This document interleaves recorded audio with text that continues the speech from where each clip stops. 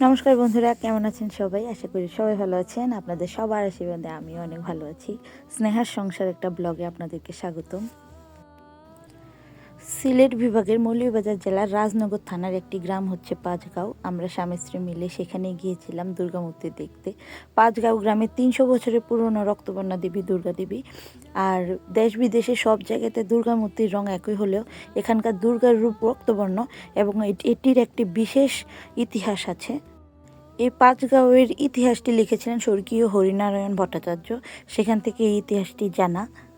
এবার দুর্গাপুজো প্রথম শুরু হওয়ার পরেই মনে হয়েছিল যে প্রথম আমি পাঁচগাঁওয়ের যে দুর্গা দেবী ওনাকে আমি প্রথম দেখব। তাই আমি ঘর থেকেও বের হইনি। আমি সপ্তমীর দিন রাত্রেবেলা বের হয়ে প্রথমে মায়ের কাছে চলে গিয়েছি। মায়ের দর্শন যখন পেয়েছি তখন মনে আর হৃদয়ে যে শান্তি এসেছে তা বলে প্রকাশ করার মতন আসলে ভাষা আমার নেই। আপনারাও দেখতে পাচ্ছেন মায়ের রূপ কতটা শান্তির স্নিগ্ধ একটা রূপ। যদিও এটার ইতিহাস সম্পূর্ণ বলা এখন পসিবল হচ্ছে না। আপনারা অনেকে সার্চ করে দেখতে পারেন, এটা অবশ্যই আপনারা পেয়ে যাবেন সার্চ করলে। যদিও ভিডিওটা আপনাদের কাছে খুব দেরিতে নিয়ে এসেছি, কিন্তু তারপরে আপনাদেরকেও একটু দর্শন করলাম মায়ের রূপ।